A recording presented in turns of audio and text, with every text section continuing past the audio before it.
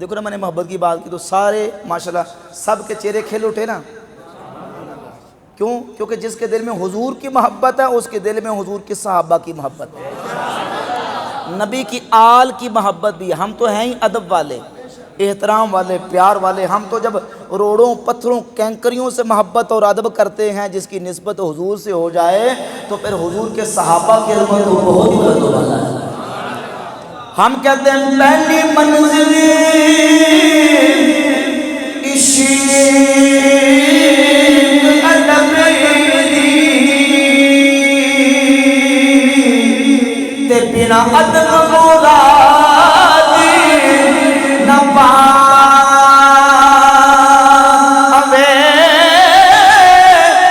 بے ادبانی بستی اندر کبھی ٹھنڈی ہوا نہ آوے ادب تو بڑی عبادت یہی رب دی کر پہنچاوے آزموں دے بخت سولے جنوں اے دولت مل جاوے، جنوں اے دولت مل جائے. اور یہ دولت اللہ نے ہمیں عطا فرمائی حضور کی ذات اقدس کی وجہ سے. حضور کی ہر نسبت کا ادب، حضور کے ہر تعلق سے محبت اللہ نے ہم اہل سنت و جماعت کو عطا فرمائی.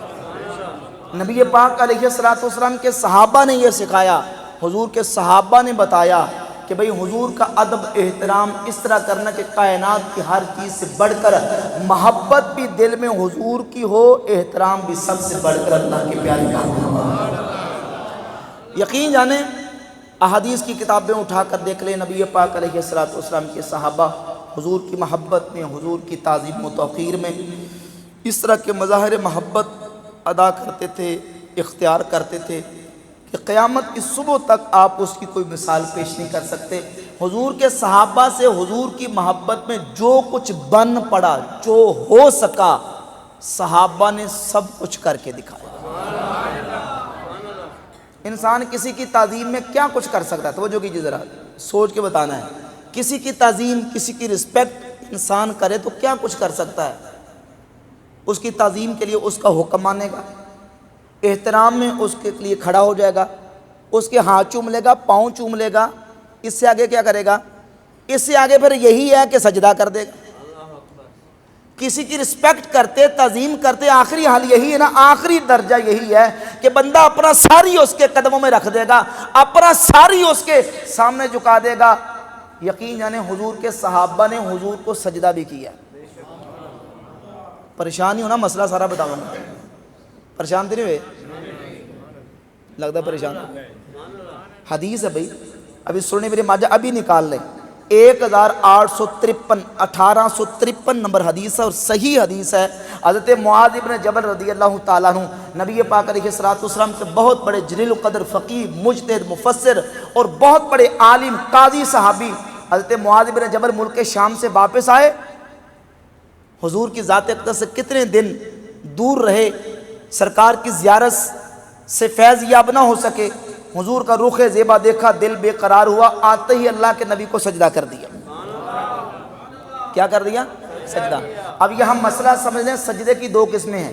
ایک ہے سجدہ تعبدی، دوسرا ہے سجدہ تعظیمی. سجدہ تعبدی کا مطلب ہے کہ کسی کی عبادت کے لیے اس کو الہ سمجھ کے، اپنا معبود سمجھ کے اس کے لیے سجدہ کرنا، اس کو سجدہ کرنا، یہ سجدہ کفر ہے. اللہ کے علاوہ کسی دوسرے کو کرنا شرک ہے. آدم علیہ السلام سے لے کر ہمارے نبی کی شریعت تک ہر شریعت میں اللہ کے علاوہ کسی دوسرے کو عبادت کے لیے سجدہ کرنا حرام ہے، شرک ہے، کفر ہے، گناہ ہے، قطعاً کسی صورت میں جائز نہیں. لیکن ایک ہے سجدہ تعظیمی، اس کو الہ نہیں سمجھتا، اس کی عبادت نہیں کرتا، اس کو معبود نہیں سمجھتا، بس اس کو سمجھتا تو خدا کا بندہ ہی ہے، لیکن اس کی تعظیم کے لیے، اس کی رسپیکٹ اور عزت کے لیے اس کو سجدہ کرتا ہے۔ تو یہ آدم علیہ السلام کو فرشتوں نے کیا۔ سورہ یوسف اٹھائیں، وَخَرُّوا لَهُ سُجَّدًا، یوسف علیہ السلام کے بھائیوں نے یوسف علیہ السلام کو کیا، اور حضرت معاذ بن جبل نے اللہ کے نبی کو کیا۔ اب جب تک معاذ بن جبل نے کیا، حضور نے منع نہیں کیا تھا۔ یہاں سے اہل سنت کا اصول ثابت ہوتا ہے، ہمارا یہ اصول اور ضابطہ ہے کہ جب کسی چیز کا حکم اور جواز اور اباحت عمومات و اطلاقات سے ثابت ہو رہے ہو، مواضع مستثنیٰ جب تک نہ آ جائے، عمومات و اطلاقات سے ثابت ہونے والی چیز کو ثابت مانا جاتا ہے۔ حضرت معاذ بن جبل رضی اللہ تعالیٰ عنہ حضور کو سجدہ کیا، ابھی تک چونکہ منع نہیں کیا گیا تھا تو سجدہ کر دیا۔ کیوں؟ اس لیے کہ اللہ نے اپنے نبی کی تعظیم و توقیر کا حکم دیا ہے۔ جب سجدہ کر دیا تو پھر نبی پاک علیہ الصلوۃ والسلام نے ان کو منع کر دیا اور کہا کہ معاذ نہیں، اگر میں حکم دیتا تو عورت کو حکم دیتا کہ وہ اپنے شوہر کو سجدہ کرے، لیکن یعنی ہماری شریعت میں اللہ کے علاوہ کسی دوسرے کو سجدہ کرنا جائز نہیں۔ جب منع کر دیا تو اب ناجائز ہو گیا۔ جب تک منع نہیں کیا تھا حضور کے صحابہ حضور کو سجدہ بھی کرتے تھے۔ اینڈ یہی ہے نا، یہ بھی صحابہ نے کر کے دکھایا۔ حضور کے لعب دہن کو لیا، ہاتھوں پہ منہ پہ مال لیا، جسم میں مال لیا، اپنے والدین قربان کر دیے، کنبہ قربان کر دیا، گھر بار چھوڑ دیا، وطن چھوڑ دیا، جائیدادیں چھوڑ دی، اللہ کے نبی پر اپنا مال قربان کر دیا، حتیٰ کہ صدیق اکبر نے ایڑی پہ ڈنگ کھا کے اپنی جان قربان کر دی۔ مولا علی نے مقام صحابہ پر عصر کی نماز قربان کر کے بتا دیا کہ محبت مصطفیٰ تعظیم رسول نماز سے بھی بڑا فرض ہے، اور اعلیٰ حضرت نے نتیجہ نکالا صدیق بلکہ غار میں جان ان پہ دے چکے، اور حفظ جان تو جان فروز غرر کی ہے، مولا علی نے واری تیری نیند پر نماز، وہ بھی عصر جو سب سے اعلیٰ قدر کی ہے، ہاں تو نے ان کو جان انہیں پھیر دی نماز، پر وہ تو کر چکے تھے جو کرنی بشر کی ہے۔ ثابت ہوا کہ جملہ فرائض فروع ہیں، اصل الاصول بندگی اس بات ہے، اصل الاصول بندگی اس۔ اللہ اکبر۔ حضور کے صحابہ حضور کی تعظیم کے لیے اس طرح۔ اچھا پھر محبت جو ہے نا، محبت آخری بس 5 منٹ بعد مکمل کروں گا۔ محبت کچھ ڈیمانڈ کرتی ہے، محبت کچھ تقاضا کرتی ہے، محبت کچھ چاہتی ہے محب سے، کہ صرف زبانی جمع خرچ نہیں، زبانی بندہ کہ میں محب ہوں، میں عاشق ہوں، میں بڑا عاشق رسول ہوں، بھئی المحبت حالت، محبت انسان کی اس حالت کا نام ہے جس کو انسان اپنی زبان اور قول سے بیان نہیں کر سکتا، اور محبت کہتی ہے کہ حب کا صادقن، جو جب کسی کے ساتھ محبت ہو جاتی ہے، جب سچا محب وہ ہوتا ہے، محبت صادقہ کاملہ وہ ہوتی ہے کہ جب کسی کے ساتھ محبت ہو جائے تو سچا محب وہ ہوتا ہے کہ جو اپنے محبوب کی اطاعت بھی کرتا ہے۔ کسی قدیم عربی شاعر نے کہا تھا، لو کان حبک صادقا لاطعتہ ان المحب لمن یحب مطیع، اگر تیری محبت محبوب سے سچی ہوتی تو تو اپنے محبوب کی بات بھی مانتا۔ ان المحب لمن یحب مطیع، کیونکہ جو جس کا محب ہوتا ہے، محب پھر اپنے محبوب کی بات کو ٹالتا، بولے ٹالتا، یہ نہیں پھر من مرضیاں کرے، اپنی خواہشات کے پیچھے چلے، بلکہ محب وہ سچا ہوتا ہے جدھر محبوب لاوے ادھر لگ جاتا۔ ذرا بابا جی کہ سبحان اللہ۔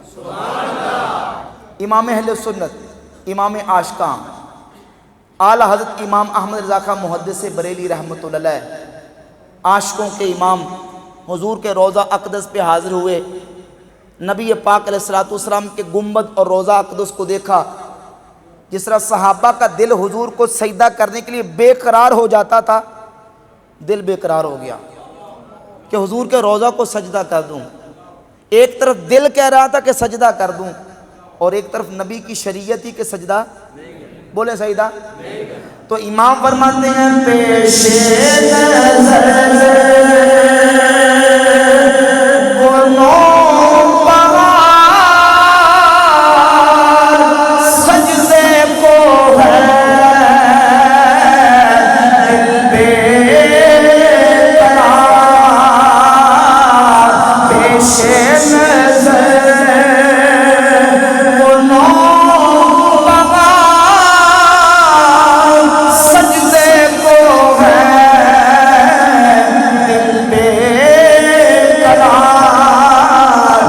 پر روکیے سر کو روکیے، ہاں یہی تو امتحان ہے۔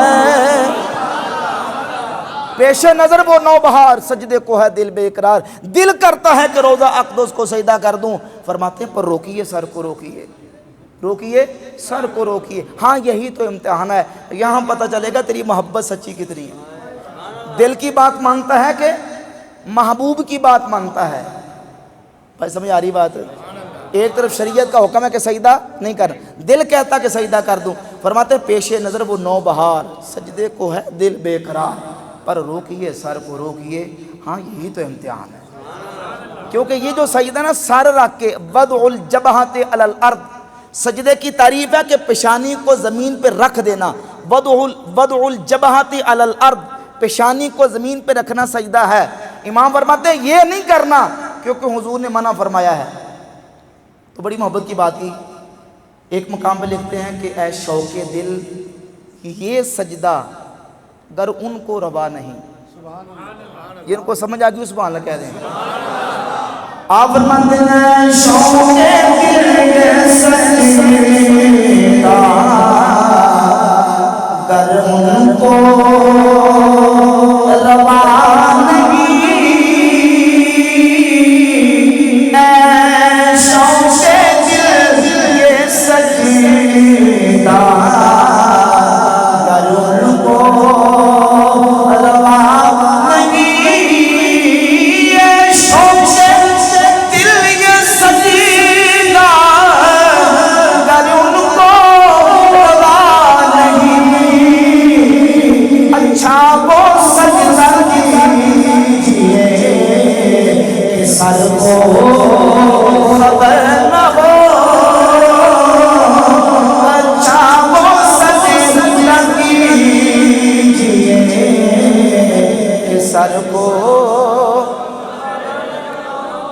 یہ سجدہ نہیں کر سکتے، دل سے تو سجدہ کر سکتے ہیں۔